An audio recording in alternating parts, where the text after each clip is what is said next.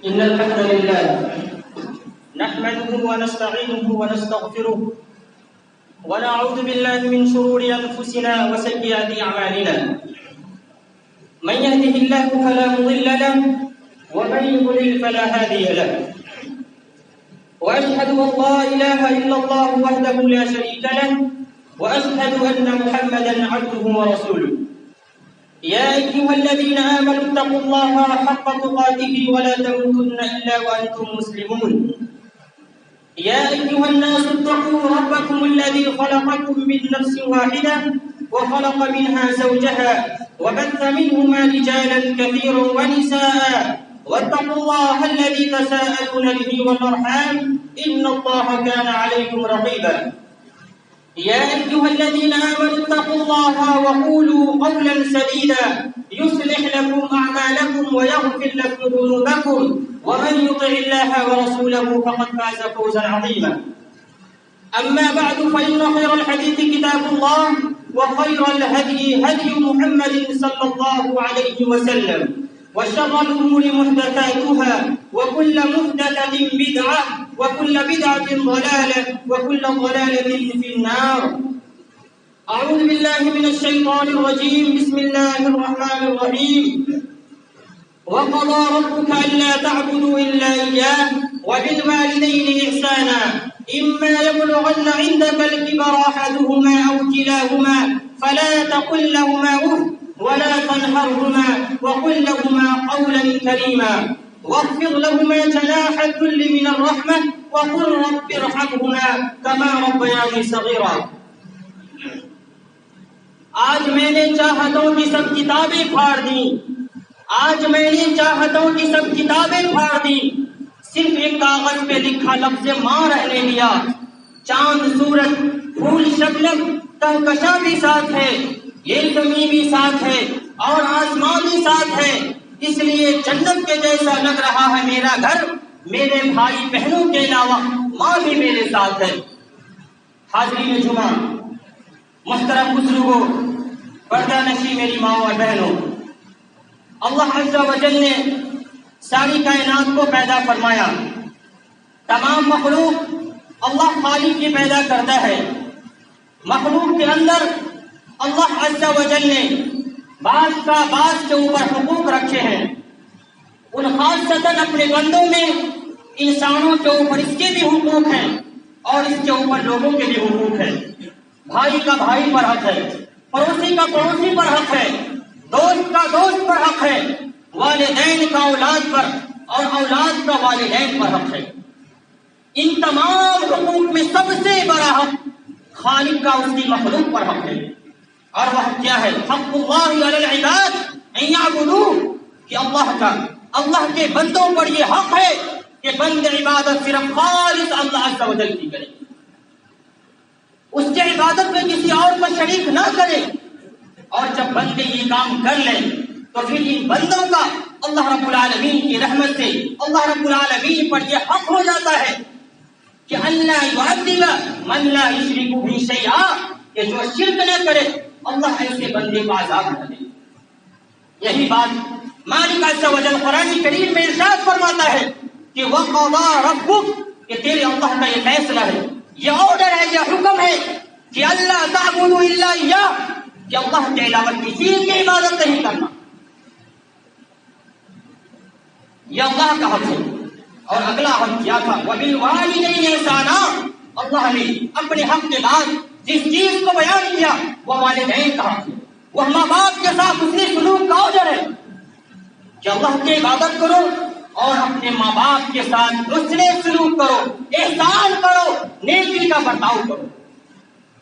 حاضرین جمعہ قرآن کریم کے اندر جب ہم بنی اسرائیل کا ذکر پڑھتے ہیں تو ہمیں یہ تعلیم یہاں پر بھی نظر آتی ہے کہ وَإِذْ أَخَذْنَا مِيثَاقَ بَنِي إِسْرَائِيلَ لَا تَعْبُدُونَ إِلَّا اللَّهَ جب اللہ عز و جل نے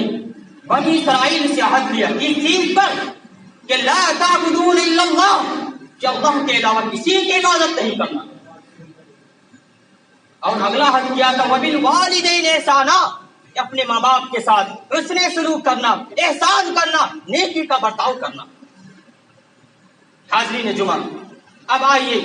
انبیاء علیہم السلام کے چند واقعات قرآن کریم کی آیات سے سنتے ہیں۔ مالک عز و جل حضرت یحییٰ علیہ السلام کو حکم دے رہا ہے کہ یا یحییٰ خذ الکتاب بقوة وآتیناہ الحکم صبیا وحنانا من لدنا وزکاة وکان تقیا۔ اے یحییٰ میری کتاب کو تم مضبوطی سے تھام لو، اور ہم نے اسے لڑکپن کی عمر میں ہی دانائی عطا فرمائی، اپنے پاس سے شفقت اور پاکیزگی عطا فرمائی۔ وہ پرہیزگار شخص تھا، وہ برم بوالدیہ ولم یکن جبارا عصیا، اور اپنے ماں باپ کے ساتھ حسن سلوک کرنے والا، احسان کرنے والا، نیکی کا برتاؤ کرنے والا تھا، سرکش اور گناہ گار نہیں تھا۔ اسی طریقے سے اللہ رب العالمین حضرت عیسیٰ علیہ السلام کے بارے میں فرماتے ہیں کہ قال انی عبد اللہ۔ حضرت عیسیٰ علیہ السلام ابھی معصوم بچے ماں کی گود میں ہے، اور اسی بچپنے کی عمر کے اندر سے یہ آواز لگاتے ہیں انی عبد اللہ، کہ میں اللہ کا بندہ ہوں۔ آتانی الکتاب وجعلنی نبیا وجعلنی مبارکا اینما کنت واوصانی بالصلاة والزکاة وکان تقیا۔ حضرت عیسیٰ علیہ السلام کہتے ہیں کہ میں اللہ کا بندہ ہوں، اس نے مجھے کتاب دی، نبوت دی، اور اپنے پاس سے شفقت اور پاکیزگی عطا فرمائی، اور اس مالک نے مجھے نماز کا حکم دیا، زکوٰۃ کا حکم دیا، اور ساتھ ساتھ میرے مالک نے مجھے یہ بھی حکم دیا کہ وہ برم بوالدتی، کہ میں ماں کی بات مانوں، ماں کی خدمت کروں، ماں باپ کے ساتھ اس نے سلوک کروں۔ حاضرین جمعہ، قرآن کریم حضرت سلیمان علیہ السلام کے بارے میں کہتا ہے کہ فتبسم ضاحکا من قولها، کسی کی بات سن کر حضرت سلیمان علیہ السلام مسکرا کر ہنس دیتے ہیں اور دعا کرتے ہیں کہ ربی اوزعنی ان اشکر نعمتک التی انعمت علی وعلی والدی، کہ اللہ تو مجھے توفیق دے کہ میں تیری نعمتوں کا شکریہ ادا کروں، اے اللہ جو نعمت تو نے مجھ پر کی اور میرے ماں باپ پر نعمت دی۔ ماں باپ کا ذکر، ماں باپ کے لیے دعائیں، ماں باپ کے ساتھ اس نے سلوک، یہ آپ کا اور میرا فرض نہیں ہے صرف، بلکہ یہ انبیاء کی تعلیمات ہیں۔ ہر نبی اپنے ماں باپ کے ساتھ اس نے سلوک کرتے رہے، احسان کرتے رہے، نیکی کا برتاؤ کرتے رہے۔ حضرت نوح علیہ السلام کے بارے میں قرآن کہتا ہے کہ رب اغفر لی ولوالدی ولمن دخل بیتی مؤمنا، اے اللہ تو مجھے معاف کر اور ساتھ ساتھ میرے ماں باپ کے گناہوں کو بھی معاف کر۔ دعا کے اندر اپنے والدین کے لیے دعا کرنا، ان کے لیے اللہ سے سوال کرنا، اور جب وہ زندہ ہو ماں باپ کی خدمت کرنا، یہ انبیاء کا سکھایا ہوا ہے۔ حضرت ابراہیم علیہ السلام ابو الانبیاء، اللہ کے عظیم پیغمبر ہیں، اسی طریقے سے ان کا باپ عام کافی نہیں تھا، بلکہ کئی طرح کا کفر حضرت ابراہیم علیہ السلام کے اندر جمع تھا۔ قرآن کہتا ہے کہ وَاذْكُرْ فِي الْكِتَابِ إِبْرَاهِيمَ إِنَّهُ كَانَ صِدِّيقًا نَبِيًّا، اے نبی کریم صلی اللہ علیہ وسلم آپ قرآن کریم کے اندر حضرت ابراہیم علیہ السلام کے واقعے کو بیان کر دیجئے، کیونکہ وہ بڑے سچے نبی تھے، بڑے راز باز، بڑی سچی بات کرنے والے تھے۔ اپنے باپ کو اس کفر، اس بت فروشی کے حال میں دیکھ کر، اس بت پرستی کی کیفیت کو دیکھ کر اپنے ابو سے کہتے ہیں کہ یا ابت، اے میرے ابو، اے پیارے ابو، بڑا میٹھا انداز، بڑی میٹھی عبارت۔ حقیقت میں ان کا باپ کافر تھا، بت تراش تھا، بت فروش تھا، لیکن ایک باپ ہونے کا رشتہ تو باقی تھا، ان سے سلوک وہ کر رہے جو بیٹا ایک باپ سے کرتا ہے۔ کہتے ہیں اپنے ابو سے کہ یا ابتی لم تعبد ما لا يسمع ولا يبصر ولا يغني عنك شيئا، اے میرے ابو آپ ان کی پوجا کیوں کرتے ہیں جو سن نہیں سکتے، جو دیکھ نہیں سکتے، جو آپ کی کچھ مدد نہیں کر سکتے۔ یا ابتی انی قد جاءنی من العلم ما لم یأتک فاتبعنی اہدک صراطا سویا، اے میرے ابو، اے پیارے ابو، میرے پاس وہ علم آیا ہے، اللہ رب العالمین کی وحی آئی جو آپ کے پاس نہیں آیا، آپ میری بات مان لیجئے، میں آپ کو سیدھے راستے کی طرف رہنمائی کر رہا ہوں۔ یا ابتی لا تعبد الشیطان ان الشیطان کان للرحمن عصیا، اے میرے ابو جان، آپ شیطان کی پوجا مت کیجیے کیونکہ شیطان تو رحمان کا نافرمان ہے۔ حاضرین جمعہ، حضرت ابراہیم علیہ السلام اپنے ابو کو سمجھا رہے ہیں، توحید کا عقیدہ ان کے سامنے رکھ رہے ہیں کہ نہ سننے کے قابل، نہ بولنے کے قابل، نہ مدد کرنے کے قابل، یا عبادت کے لائق نہیں، عبادت کے لائق ایک اللہ عز و جل۔ حاضرین جمعہ، جواب میں باپ اپنے بیٹے کی اتنی میٹھی گفتگو سن کر، اتنے پیارے جملے سن کر، یا ابتی یا ابتی کی گردان سن کر، باپ اپنے سے بیٹے سے کہتا ہے کہ قال اراغب انت عن الہتی یا ابراہیم، کہ ابراہیم کیا تم مجھے میرے خداؤں سے دور کرنا چاہتا ہے؟ لئن لم تنتہی لارجمنک وہجرنی ملیا، اگر تو باز نہ آیا تو میں تجھے پتھر مار مار کر سنسار کر دوں گا، میری نظروں سے دور ہو جا، میں تیرا چہرہ دیکھنا نہیں چاہتا۔ محترم سامعین کرام، بیٹے نے اپنے باپ سے بڑے اچھے انداز میں بات کیا، لیکن باپ ماننے کی بات کر رہا ہے، گھر سے نکال رہا ہے۔ تو کیا حاضرین جمعہ اس وقت حضرت ابراہیم علیہ السلام کو کیا یہ کہنا چاہیے تھا کہ اصل میں میری غلطی تھی، میں نے آپ کو سمجھایا، میں نے آپ کو راہ راست پر لانے کے لیے دعوت دیا، آپ بت تراش ہو، بت فروش ہو؟ کیا یہ کہنا چاہیے مسلمانوں؟ بالکل نہیں مسلمانوں۔ کسی کا باپ بھلے مشرک ہو، بھلے بے دین ہو، بھلے وہ اللہ کا دشمن ہو، لیکن یہ شریعت اسلام پھر بھی ان والدین کے ساتھ بدسلوکی کا، بدتمیزی کی اجازت نہیں دیتی کہ آپ ان کے ساتھ گندی زبان استعمال کریں، بلکہ بولتے وقت ہمیشہ یہ خیال کرنا ہے کہ جس سے میں بات کر رہا ہوں وہ میرا باپ لگتا ہے، جس سے میں بات کر رہا ہوں وہ میری ماں لگتی ہے۔ یہی طریقہ، یہی انداز تمام صحابہ کرام رضوان اللہ علیہم اجمعین کا تھا۔ یہ تمام باتیں سننے کے باوجود حضرت ابراہیم علیہ السلام اپنے ابو سے کہتے ہیں سلام علیک، ٹھیک ہے ابو میں جا رہا ہوں آپ کا گھر چھوڑ کر، لیکن آپ پر سلام۔ حاضرین جمعہ، ابن عمر رضی اللہ تعالی عنہما اپنے ابو سے بڑی محبت کرتے تھے، ان کی بڑی خدمت کرتے تھے، ان کی یہ نیکی، ان کا یہ احسان ان کے مرنے کے بعد بھی جاری رکھا۔ یہ نہیں کہ باپ مر گیا، ماں مر گئی تو معاملہ ختم ہو گیا، مرنے کے بعد بھی ماں باپ کے ساتھ احسان کیا کرتے تھے۔ اللہ رحم فرمائے آج کے نوجوان پر اور ہدایت عطا فرمائے۔ زندگی میں ماں باپ کے ساتھ برا سلوک ہے، کبھی بیوی کی وجہ سے باپ کے ساتھ بدتمیزی کرتا ہے، کبھی بیوی کی وجہ سے باپ کے ساتھ برا سلوک کرتا ہے۔ افسوس ایسے بد نصیب اولاد پر جو ماں باپ کے قدر کو نہیں سمجھ سکے۔ اور ادھر میرے نبی کے صحابہ مرنے کے بعد بھی ماں باپ کے ساتھ اس نے سلوک کیا کرتے تھے۔ حاضرین جمعہ، عبداللہ ابن عمر رضی اللہ تعالی عنہما صرف اپنے بابا عمر سے ہی محبت نہیں کیا کرتے تھے، بلکہ ہر اس شخص کے ساتھ نیکی کا برتاؤ کیا کرتے تھے، حسن سلوک کیا کرتے تھے جس شخص کا اس کے ابو کے ساتھ کوئی رشتہ ہوا کرتا تھا۔ حاضرین جمعہ، ایک مرتبہ عبداللہ ابن عمر رضی اللہ تعالی عنہما سفر پر جا رہے تھے، راستے میں جنگل میں ایک دیہاتی سے ملاقات ہوتی۔ وہ دیہاتی عبداللہ ابن عمر کو دیکھ کر، ان کی شکل و صورتوں کو دیکھ کر سمجھتے ہیں کہ تاجر ہے۔ وہ دیہاتی فوراً عبداللہ ابن عمر سے کہتے ہیں کہ مجھے کچھ دو، میرے ساتھ کچھ نیکی کرو۔ تو وہ عبداللہ ابن عمر فوراً اس دیہاتی سے پوچھتے ہیں، اے دیہاتی تم اس ریگستان میں، اس جنگل میں کیا کرتے ہو؟ دیکھیے صحابہ کرام کا حرص، اور پھر توڑی اپنا سلوک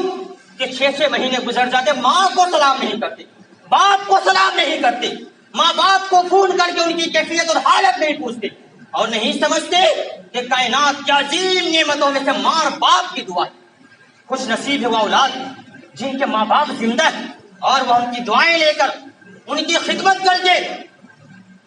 دنیا اور آخرت کو سنوار لیتے ہیں، اور بد نصیب ہے وہ اولاد جو بیویوں کے پیچھے لگ کر ماں باپ کے ساتھ برا سلوک کرتے ہیں۔ عبداللہ ابن عمر فوراً پوچھتے ہیں، اے دیہاتی تم اس جنگل میں کیا کرتے ہو؟ وہ دیہاتی کہتے ہیں کہ یہ بکری ہے، میں اس بکری کو چراتا ہوں۔ اس کے بعد فوراً عبداللہ ابن عمر کہتے ہیں کہ کیا تمہارے ابو میرے ابو کا دوست تھا؟ وہ دیہاتی کہتے ہیں کہ ہاں، میرے ابو اکثر مدینہ جایا کرتے تھے اور حضرت امیر المومنین عمر ابن خطاب کے ساتھ بیٹھ کر باتیں کیا کرتے تھے۔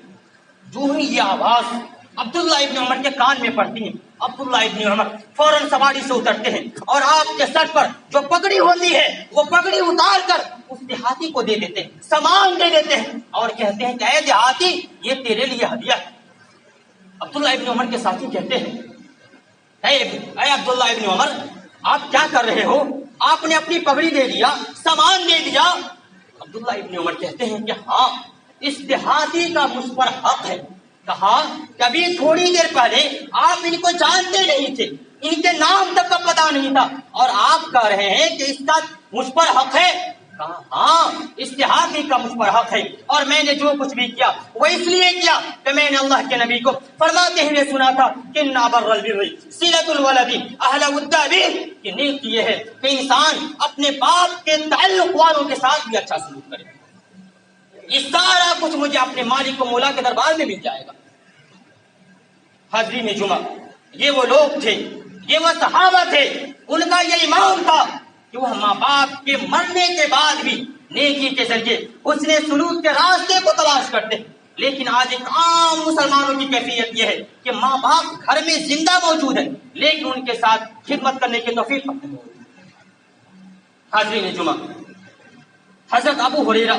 رضی اللہ تعالیٰ عنہ کو ایک مرتبہ ان کی امی بلاتی ہیں, کہتی ہیں کہ اے ابو ہریرہ. تو جواب میں حضرت ابو ہریرہ کہتے ہیں کہ لبیک یا امی. ذرا زور سے آواز لگائی, ماں کی آواز پر ذرا کس کے بولا. اب ماں نے بلایا تو حضرت ابو ہریرہ نے کہا نا جی امی کیا بات ہے, میں آ رہا ہوں. لیکن حضرت ابو ہریرہ کو فوراً یہ احساس ہوا کہ میری آواز میری ماں کی آواز سے زیادہ اونچی ہو گئی. اس غلطی پر معافی مانگ رہے ہیں, استغفار کر رہے ہیں اور سوچ رہے ہیں کہ اللہ میری آواز میری ماں کی آواز سے زیادہ اونچی ہو گئی. اس غلطی پر بازار جاتے ہیں, 2 غلاموں کو خرید کر ان کی گردنوں کو اللہ کے لیے آزاد کر دیتے ہیں اور کہتے ہیں کہ میں نے اپنی آواز اپنی ماں کی آواز سے زیادہ اونچی کی. اس غلطی پر میں 2 غلاموں کو خرید کر ان کی گردنوں کو اللہ کے لیے آزاد کرتا ہوں. سوچئے مسلمانوں, کیا میرے دل کے اندر آپ کے دل کے اندر ماں کی یہی کیفیت ہے, ماں کا یہی احترام ہے, باپ کی یہی عزت ہے؟ وہ 2 غلاموں کو خرید کر ان کی گردنوں کو اللہ کے لیے آزاد کر دیتے ہیں. حاضرین جمعہ, ماں کی کیفیت باپ کا احترام بہت بڑا ہے. یہی وجہ ہے کہ اللہ رب العالمین نے اپنے حق کے بعد اسی ماں باپ کے حسن سلوک کو بیان کیا اور آگے فرمایا وبالوالدین احسانا اما یبلغن عندك الكبر احدهما او كلاهما فلا تقل لهما اف, کہ جب تمہارے ماں باپ بوڑھے ہو جائیں, یا صرف باپ بوڑھے ہو یا صرف ماں بوڑھی ہو, فلا تقل لهما اف, تو اپنے ماں باپ کو اف بھی مت کہو. حاضرین جمعہ, جب ماں باپ اپنی اولاد کو کوئی کام کرنے کے لیے کہتا ہے تو اس کی اولاد سے, اس کے بیٹے سے, اس کی بیٹیوں سے سب سے پہلا جملہ اس کی زبان سے اف نکلتا ہے. اللہ رب العالمین نے اف کہنے سے بھی منع کر دیا. لیکن سوچئے مسلمانوں, اللہ رب العالمین نے ہم اور آپ کو ماں باپ کو جو اف کہنے سے جو منع کیا ہے, ہم اور آپ اپنے ماں باپ پر کوئی احسان نہیں کر رہے بلکہ اپنا پچھلا قرضہ ادا کر رہے ہیں. سوچئے ذرا کہ جب ہم اور آپ 2-3 مہینے 5-6 مہینے کے بچے تھے, بستر پر پیشاب کرتے تھے, لیکن ماں اس بستر کو دھوتی تھی, لیکن چند ہی منٹوں کے بعد بچے نے پھر سے پیشاب کر دیا. 1 گھنٹے میں 3-4 کپڑے بدلنے نہیں پڑتے تھے, تو کیا کبھی ماں نے بھی گالی دی تھی؟ اس نے بھی کہا تھا ارے وہ تو تیرے لیے روتی تھی, وہ تو تیرے لیے اللہ سے سوال کرتی تھی اور تیری خدمت کرنے میں خوشی محسوس کرتی تھی. آج ان کے بڑھاپے میں ہمیں اور آپ کو صرف یہ کام کہہ دیا جائے تو یہاں سر پٹکنے کی اجازت نہیں ہے, صرف زبان سے کہنے کی اجازت نہیں ہے. ماں باپ کو گالی دینے والوں, ماں باپ کے ساتھ برا سلوک کرنے والوں, کیا تم اپنے بچپنے کی زندگی کو بھول گئے؟ جس طریقے سے تمہاری ماں تمہارا باپ بچپنے میں تمہارا ساتھ سلوک کیا تھا. کچھ بد نصیب تو ایسے ہوتے ہیں جو انہیں گھروں سے نکال دیتے ہیں, جو بچپن سارا, لڑکپن سارا, جوانی ساری باپ اس اولاد میں خرچ کرتا ہے, لیکن جب اولاد اس قابل ہوتی ہے کہ اپنا پچھلا قرضہ ادا کر سکے, ماں باپ کی خدمات کا بدلہ دے سکے, تو پھر یہ اپنے ماں باپ سے رشتے کو توڑ لیتا ہے. آگے فرمایا کہ وَلَا تَنْهَرْهُمَا, اپنے ماں باپ کو مت جھڑکو, ان کو مت ڈانٹو, ان کو مت رولاؤ, ان کے سامنے فخر اور تکبر و غرور کا مظاہرہ مت کرو. بلکہ وَقُلْ لَهُمَا قَوْلًا كَرِيمًا، بلکہ نہایت نرم شیریں بات کرو، نہایت نرمی کے ساتھ باتیں کرو، ادب اور تمیز کو ملحوظ خاطر رکھو، کیونکہ دنیا میں سب سے زیادہ قابل تقریب اگر کوئی شخص ہے تو ہمارے اور آپ کے ماں باپ ہیں۔ اور آگے فرمایا وَخْفِضْ لَهُمَا جَنَاحَ الذُّلِّ مِنَ الرَّحْمَةِ، کہ رحمت پیار شفقت کا مظاہرہ کرو، حد درجہ تواضع کا اظہار کرو، اپنے بازو عاجزی اور فروتنی کے بچھا دو، اور اس طریقے سے اپنے بوڑھے ماں باپ کو اپنے آغوش سے رحمت شفقت میں لے لو، جس طریقے سے مرغی پرندے کووں اور چیل سے بچانے کے لیے اپنے چھوٹے چھوٹے چوزوں کو اپنا پر پھیلا کر لے لیتی ہے۔ اور آج اللہ رب العالمین نے دعا بھی سکھلائی کہ وَقُلْ رَبِّ ارْحَمْهُمَا كَمَا رَبَّيَانِي صَغِيرًا، کہ زندگی میں بھی اور موت کے بعد بھی اپنے ماں باپ کے حق میں دعائیں کرو کہ اے میرے رب، حاضرین جمعہ اس لفظ سے رب کے اندر بہت پیار ہے، اے اللہ جس نے مجھ کو پیدا کیا، پالا پوسا، روزی دی، اور اس پالنے پوسنے میں میرے ماں باپ کا بہت بڑا حق ہے، تو رب اکبر ہے، یہ میرے ماں باپ رب اصغر ہے، اے اللہ تو رب حقیقی ہے، اور یہ میرے ماں باپ رب مزاجی ہے، میرے ماں باپ نے میرے پالنے پوسنے میں کبھی کوتاہی محسوس نہیں کی، اے اللہ میرے ماں باپ پر رحم فرما، جس طریقے سے انہوں نے حالت صغر میں بچپنے میں ہماری تربیت کی، رات کو بستر گیلا ہو جاتا، میری ماں ساری رات تڑپتی رہتی،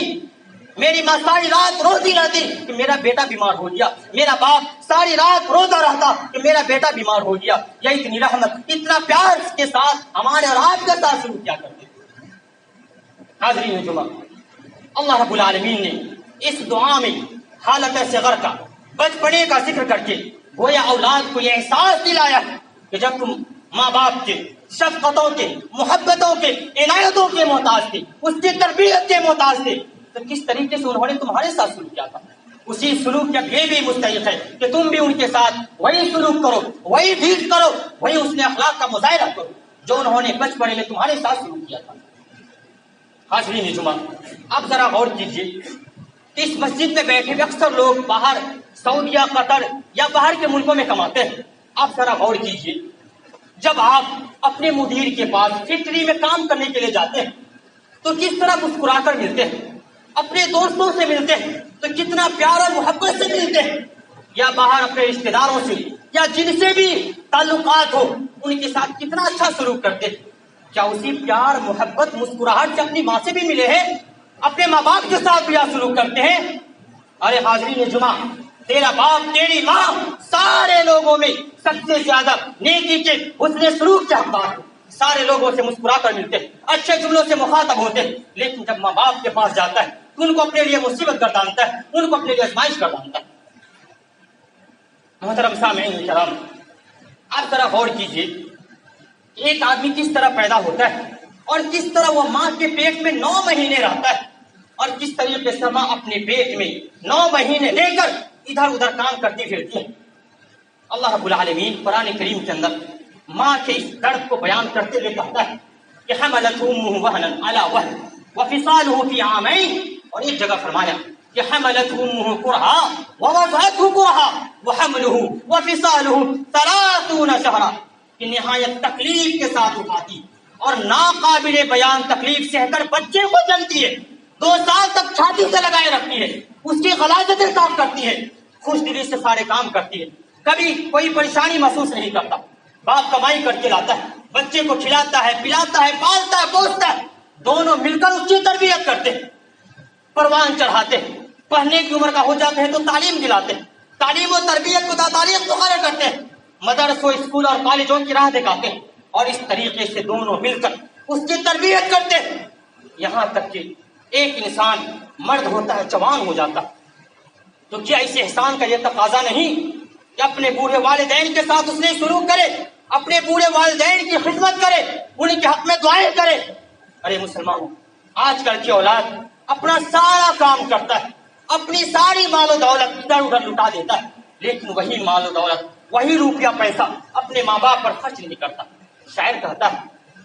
کہ جلا کر خون سارا جسم کا وہ پیسہ کماتا ہے، بڑی مشکل سے کوئی باپ اپنا گھر چلاتا ہے، اور اسے بچوں کے مستقبل کی کتنی فکر رہتی ہے، وہ خود بھوکا تو رہتا ہے مگر سب کو پڑھاتا ہے، اور بھکارن بن کے بوڑھی ماں سڑک پر رقص کرتی ہے مگر بیٹا بھی سود پر پیسہ لگاتا ہے۔ حاضرین جمعہ، اپنے مال و دولت ادھر ادھر کاموں میں لگا دیتے ہیں، لیکن وہی روپیہ وہی پیسہ اپنے بوڑھے والدین پر، اپنے بیمار ماں باپ پر خرچ نہیں کرتے۔ اللہ کے نبی کی حدیث ہے کہ رضا اللہ فی رضا الوالدین وسخط اللہ فی سخط الوالدین، کہ اللہ رب العالمین کی رضا و خوشنودی ماں باپ کو خوش کرنے میں ہے اور اللہ رب العالمین کی ناراضگی ماں باپ کو ناراض کرنے میں۔ محترم سامعین کرام، حضرت حسن بصری رحمہ اللہ کی والدہ جب مر گئی اور جب انہیں دفن کر دیا گیا وہ بہت روئے۔ لوگوں نے کہا کہ بڑی تعجب کی بات ہے، آپ اتنے بڑے امام ہیں، خود آپ ہمیں صبر کی تلقین کر رہے ہیں اور آپ خود رو رہے ہیں۔ محترم سامعین، حضرت حسن بصری نے کیا جواب دیا اس پر آپ ذرا غور کریں۔ حضرت حسن بصری نے کہا تھا کہ اے لوگوں، میرے رونے کی وجہ یہ ہے کہ ماں باپ کی صورت میں میرے لیے جنت کے 2 دروازے اللہ کی جنت کی طرف کھلتے تھے کہ میں ان کی خدمت کر کے جنت میں داخل ہو سکتا تھا، لیکن آج میری ماں کے مر جانے کی وجہ سے میرے لیے جنت کے دروازہ بند ہو گیا۔ یہ بوڑھے والدین مصیبت نہیں ہے مسلمانوں، بلکہ یہ اللہ کی رحمت ہے، اللہ کی عطا ہے، اللہ کی بہت بڑی دولت ہے۔ اسی لیے حضرت حسن بصری کہہ رہے ہیں کہ میرے ماں باپ کی صورت میں میرے لیے اللہ کی جنت کی طرف 2 دروازے کھلتے تھے کہ میں ان کی خدمت کر کے اللہ کی جنت میں داخل ہو سکتا تھا، لیکن میری ماں کے مر جانے کی وجہ سے میرے لیے جنت کے دروازہ بند ہو گیا۔ ارے مسلمانوں، ماں باپ کی قیمت، ماں باپ کی شان پوچھنی ہے تو ان سے پوچھ لے جن کے سروں پر ماں باپ کا سایہ نہیں ہے، جو ترستے ہیں اپنے بابا کا چہرہ دیکھتے ہوئے، جو ترستے ہیں اپنے ماں باپ کا نام لیتے ہوئے، ان سے پوچھئے کہ ماں باپ کی قیمت کیا ہوتی ہے۔ ماں باپ کی موجودگی کو اللہ کی رحمت سمجھیے، اس کو غنیمت سمجھیے۔ اللہ کی قسم کھا کر کہتا ہوں کہ دنیا کی ہر چیز انسان کو مل سکتی ہے، لیکن ماں باپ کی نعمت گزر جانے کے بعد دوبارہ نہیں مل سکتی۔ اس لیے مسلمانوں،